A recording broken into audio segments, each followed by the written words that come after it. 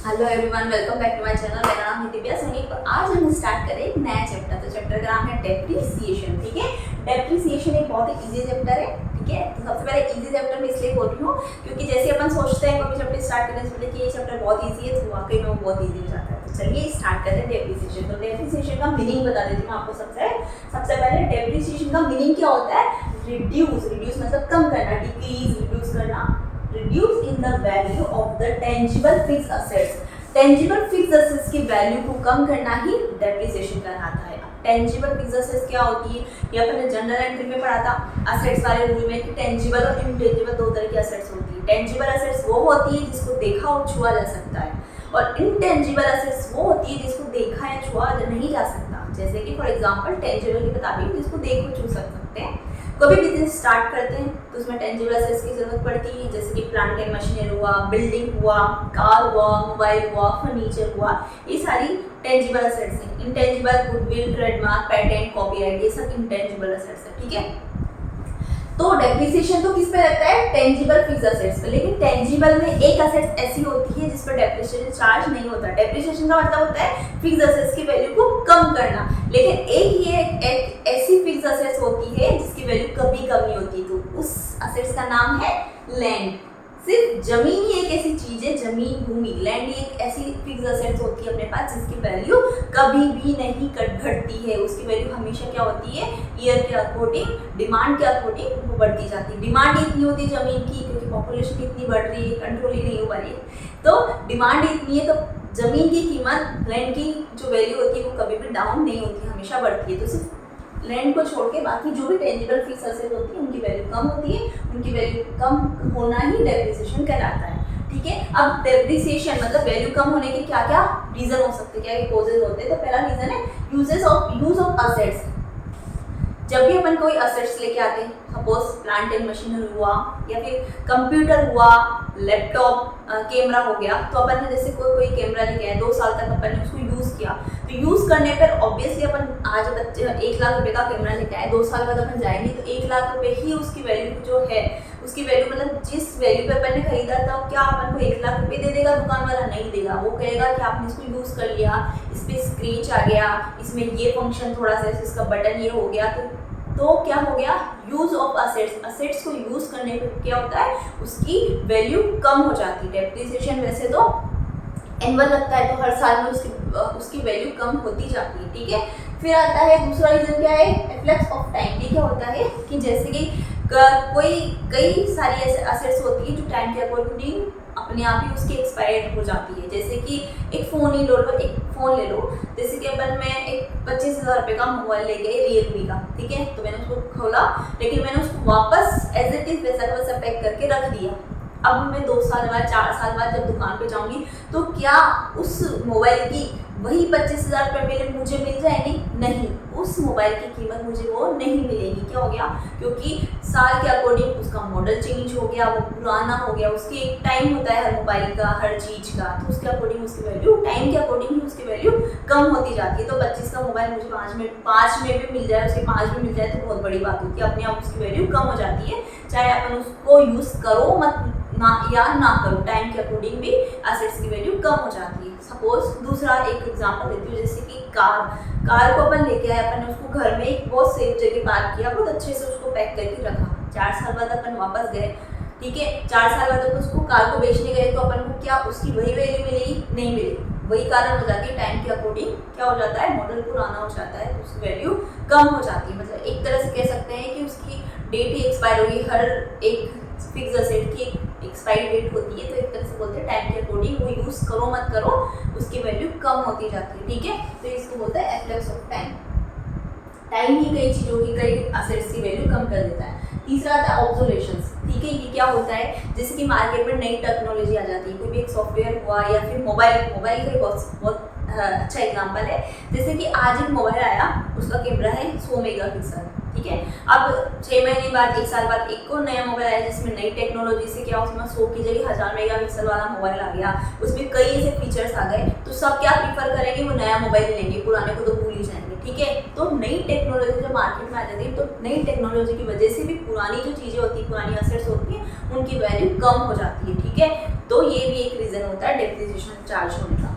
ठीक, फोर्थ आता है एक्सीडेंट। एक्सीडेंट, कई बार एक्सीडेंट में अपनी जो असेट्स होती है उसका बहुत भारी नुकसान हो जाता है, पूरा परमानेंट लॉस हो जाता है, कुछ नुकसान हो जाता है, तो नुकसान होता है एसेट्स का, तो उसकी वैल्यू कम होनी है। तो ये रीजन होते हैं डेप्रिसिएशन चार्ज होने के, मतलब अपने टेंजिबल फिक्स एसेट्स की वैल्यू कम करने के ये कुछ रीजंस है। ठीक है, अब आता है टेंजिबल फिक्स एसेट्स में एक्सक्लूडिंग करेंगे सिर्फ लैंड को। ठीक है, अब आता है टेंजिबल फिक्स एसेट। अब मैं बताती हूँ कि आपके मन में एक डाउट आया होगा कि टेंजिबल पे तो लगता है कि टेंजिबल को अपन रीजन होते हैं कि इनको यूज़ करते हैं, इनकी नई टेक्नोलॉजी आ जाती है, किसी भी वजह से इनकी वैल्यू कम हो जाती है। तो जब टेंजिबल फिक्स एसेट्स पे की वैल्यू कम होती है तो उसको अपन बोलेंगे डेप्रिसिएशन। लेकिन इंटेंजिबल, क्या इंटेंजिबल असेट्स की भी वैल्यू कम होती है? जी हाँ, इंटेंजिबल असेट्स जो होती है, फिक्स असेट होती है, उनकी भी वैल्यू कम होती है।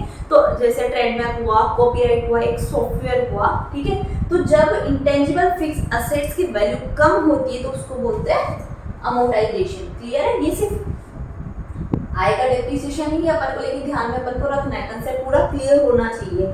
लेकिन टेंजिबल फिक्स असेट्स पे तो जो वैल्यू कम होती है उसको बोलते हैं डेप्रिसिएशन, टेंजिबल फिक्स एसेट्स की वैल्यू कम होने को बोलते हैं अमोर्टाइजेशन। एक आती है, एक असेट्स होती है वेस्टेज असेट्स। ठीक है, ये नाम अपन ने पहली बार सुना होगा। वेस्टेज असेट्स का मतलब होता है जो असेट्स अपन को नेचर से मिलती है। अब जो चीज नेचर से मिलती है क्या वो वेस्ट होती है? जी नहीं। वेस्टेज असेट्स का मतलब होता है कि जो नेचुरल सोर्सेस होते हैं, जैसे कि हो गया कोल, हो गया ऑयल, हो गया, जो अपन को नेचर से मिलती है। तो नेचुरल रिसोर्स से जब वो रिसोर्सेज अपन एक्सटेंड कर लेते हैं, उसमें से निकाल लेते हैं, नेचुरल रिसोर्स में से रिसोर्स को अपन हटा लेते हैं, तो क्या होता है, उसको बोलते हैं वेस्टेज असेट्स। वेस्टेज असेट्स की वैल्यू जब कम होती है तो उसको बोलते हैं डिप्लीशन। एक और मैं समझाती थी, फॉर एग्जाम्पल मैं आपको समझाती हूँ जिससे आपको अच्छे समझ में आएगा कि वेस्टेज असेट्स है एक तरह से। पहली बात तो वेस्टेज असेट्स का मतलब क्या होता है, जो नेचुरल रिसोर्स में से रिसोर्स को निकाल लेना, क्या होता है वेस्टेज असेट्स। जैसे कि ऑयल हो गया, कोल हो गया, जैसे कि कोयले की खदान हो गया। ठीक है, कोयले की खदान है, उसमें से अपन ने कोयला निकाल लिया, तो नेचुरल रिसोर्स क्या है, कोयले की खदान। ठीक है, अब उसमें से अपना कोयला निकाल लिया अपन ने, तो मतलब अपन ने रिसोर्स को क्या कर लिया, निकाल लिया, कम कर लिया, तो ये हो गया वेस्टेज असेट। तो जब उस निकालने को क्या बोलते हैं, निकाल लिया, तो उसको क्या बोलते हैं, डिप्लीशन।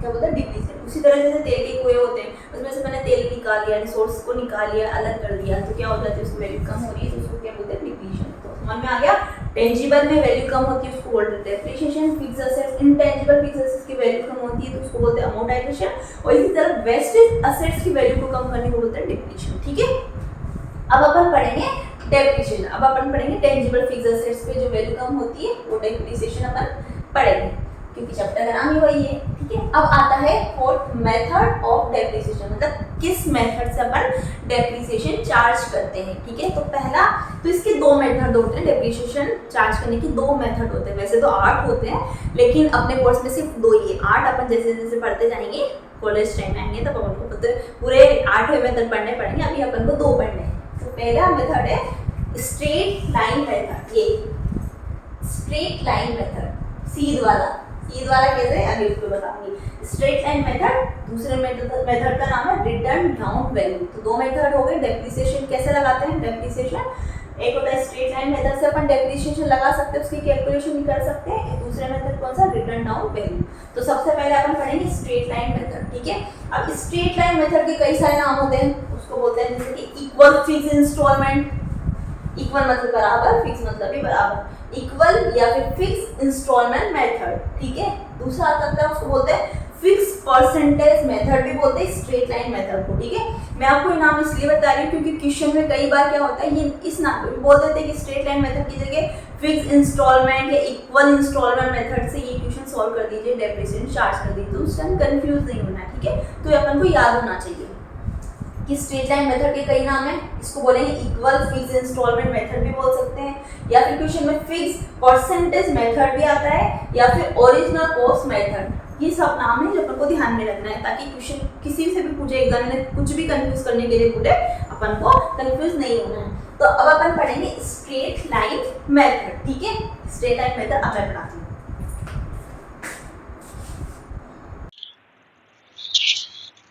तो अब पढ़ रहे हैं अपन सबसे पहले स्ट्रेट लाइन मेथड, SLM क्या होता है? SLM ऐसा होती है जैसे कॉस्ट ऑफ असेट्स होती है, जो असेट्स की जो कॉस्ट होती है उस पे हर साल एक फिक्स परसेंटेज के रूप में डेप्रिसिएशन लगता है।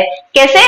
देखिए एग्जांपल के थ्रू समझोगे तो अच्छे से समझ में आएगा। जैसे कि अपनी मशीनरी है 90,000 रुपए की, ठीक है, अपन इंदौर से मशीन खरीदी जो कि अपन की 90,000 रुपए की पड़ी। अब इंदौर से राजस्थान में लाके उसको पूरा सेटलमेंट करने में अपन के 10,000 रुपए खर्च हो गए, तो 10,000 रुपए के अपने और खर्च हो गए, तो अपन को मशीन कितने की पड़ी? 1 लाख रुपए की मशीन पड़ी। हमेशा याद रखना, जब कॉस्ट ऑफ असेट्स होती है, असेट्स की कॉस्ट होती है ना, उसमें खर्चे इंक्लूड होते हैं, ठीक है, ट्रांसपोर्ट का खर्चा हो, कुछ भी मेंटेनेंस का कुछ भी खर्चा हो, तो इंक्लूडिंग तो एक्सपेंसेस कॉस्ट में। तो 90,000 रुपए की अपने मशीन खरीदी, फिर वहां से लाके इंदौर से राजस्थान लाने में, फिर अपने कारखाने तक, अपनी फैक्ट्री तक एडजस्ट करने में पूरे 10,000 रुपए का खर्चा हुआ। तो अपनी मशीन अपन को कितने में पड़े? 1 लाख रुपए में, ठीक है, 1 लाख रुपए। अब मैं ये क्या बोल रहा है स्ट्रेट लाइन मेथड, कि जो आपके जो असेट्स की कॉस्ट है, असेट्स की कॉस्ट है ये, इस पे हर साल एक फिक्स परसेंटेज के रूप में, जैसे कि मान लो किसने बोला, क्वेश्चन में बोला कि आपके फिक्स परसेंट मतलब 10% आपका डेप्रिसिएशन लगेगा हर साल। ये डेप्रिसिएशन कितना हुआ? 10,000, मतलब 10,000 रुपए का आपका डेप्रिसिएशन लगेगा। तो इस SLM में होता है कि जो 10,000 का एक बार में अपन ने कैलकुलेट कर लिया कि एक पहले साल में 10,000 का डेप्रिसिएशन आया, तो हर साल अपना जो डेप्रिसिएशन रहेगा वो कितना रहेगा? फिर 10,000 एवरी ईयर डेप्रिसिएशन सेम रहेगा। कैसे रहेगा? जैसे कि 1 लाख रुपए की अपनी फर्स्ट ईयर में मशीन पड़ी, ठीक है, 1 लाख रुपए की अपनी ओरिजिनल कॉस्ट थी, उस पर अपन के हर साल 31 मार्च को अकाउंट क्लोज करेंगे, तो कितने का पड़ जाएगा? 90,000 रुपए का। तो मतलब सेकेंड ईयर में अपनी जो असेट्स की कॉस्ट कितनी रह जाएगी? 90,000 रुपए। तो दूसरे साल में डेप्रिसिएशन कितने का लगेगा? 10,000। दूसरे साल में कैलकुलेट करने की जरूरत नहीं, क्योंकि अपना कौन सा मेथड है? SLM। मतलब SLM मैंने straight line forward, straight line method, तो इसमें स्ट्रेट सीध पे चलेंगे। ये पहले साल में 10 लगेगा, तो हर साल 10 10 10 10 10 लगेगा। तो 90 में से 10 गया, तो तीसरे साल में कितनी बचेगी? 80,000 बच गई। तो चौथे साल में वापस कितना डेप्रिसिएशन लग जाएगा? 10,000। मतलब हर साल एक ही अमाउंट वाला depreciation, amount of depreciation same रहेगा SLM में, ठीक है।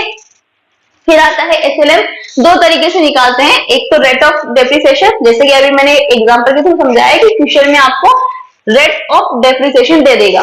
पहली बात, अगर क्वेश्चन में रेट ऑफ डेप्रिसिएशन मतलब डेप्रिसिएशन की रेट दे दी, तो हमेशा याद रखना डेप्रिसिएशन का जो अमाउंट है वो रेट से ही निकालेगा, कि 10% दे दी, 20% दे दी, 30% दे दी, जितने की दे दी, पहले अपन प्रीफर करेंगे कि डेप्रिसिएशन की रेट दी तो डेप्रिसिएशन का अमाउंट उसी से निकालेंगे, ठीक है।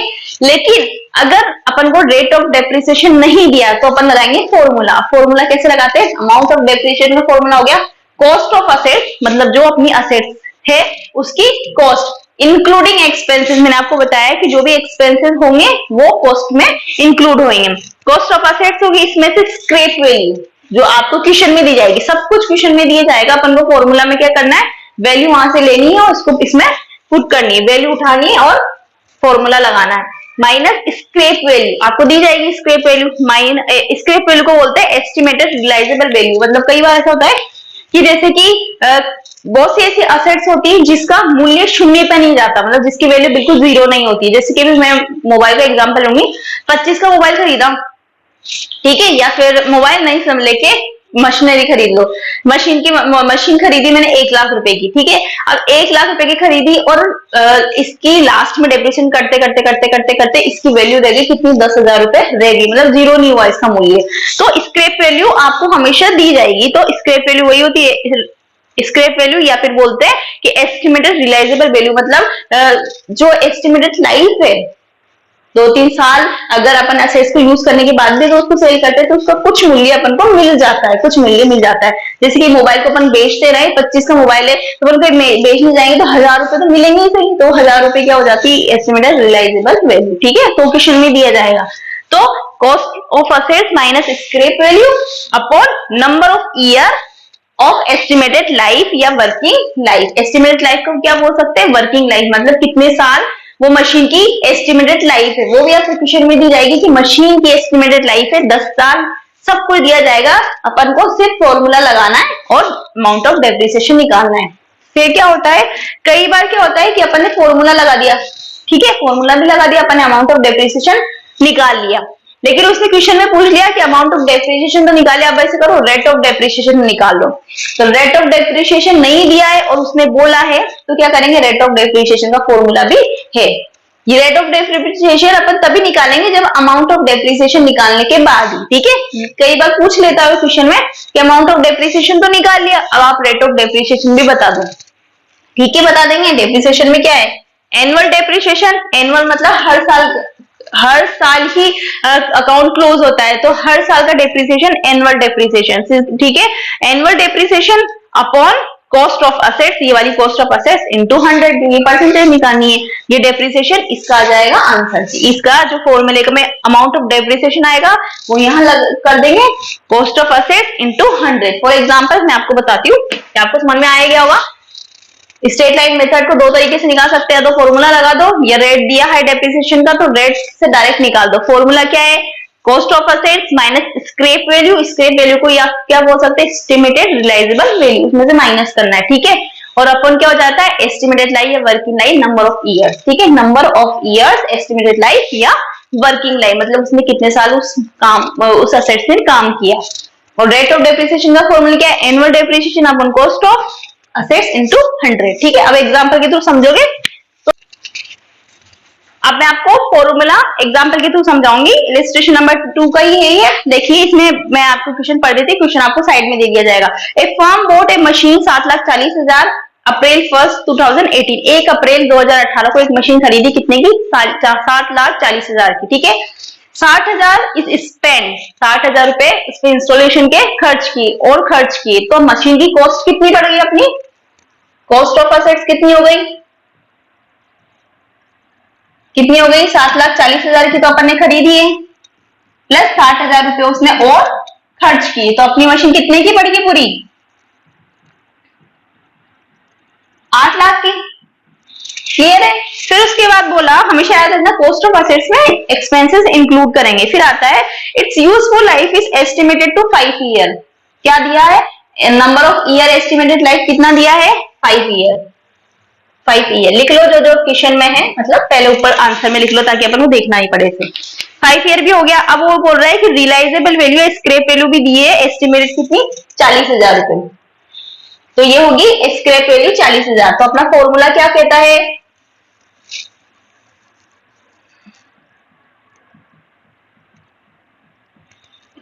ईयर और स्क्रैप वैल्यू कितनी दी है, 40,000। ये मैंने सब कुछ लिख लिया है ऊपर। तो अब इसमें पूछा है एनुअल डेप्रिसिएशन पूछा है इसमें, ठीक है, अमाउंट ऑफ डेप्रिसिएशन, हाँ एनुअल डेप्रिसिएशन, वही एनुअल डेप्रिसिएशन। तो फॉर्मूला क्या है, cost of assets minus scrap value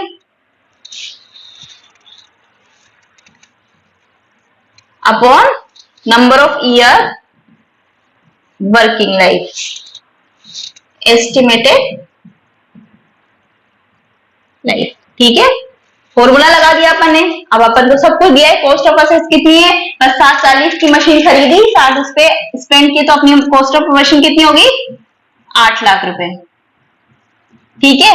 अब उस पे माइनस स्क्रैप वैल्यू, मतलब स्क्रैप वैल्यू कितनी आई, रियलाइजेबल वैल्यू 40,000, तो 40,000 रुपए लेस कर देंगे। नंबर ऑफ ईयर भी उसने दिया है 5 ईयर, तो आ जाएंगे 8 में से 8 लाख में से 40 गए तो 7,60,000 रुपए, ठीक है,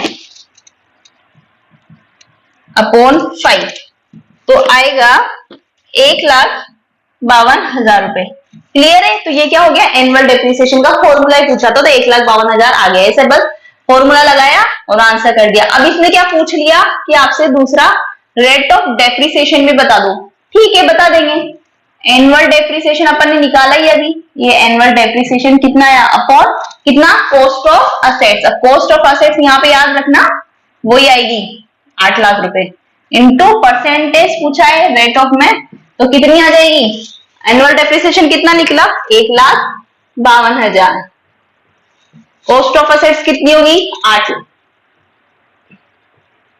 इंटू 100, तो कितना आ जाएगा परसेंटेज इसका, 19% पर एनम, मतलब हर साल 19% की रेट ऑफ डेप्रिसिएशन आ जाएगा। मतलब 19% से अपन को डेप्रिसिएशन चार्ज करना है किस पे, ओरिजिनल कॉस्ट पे, ठीक है, ये समझ।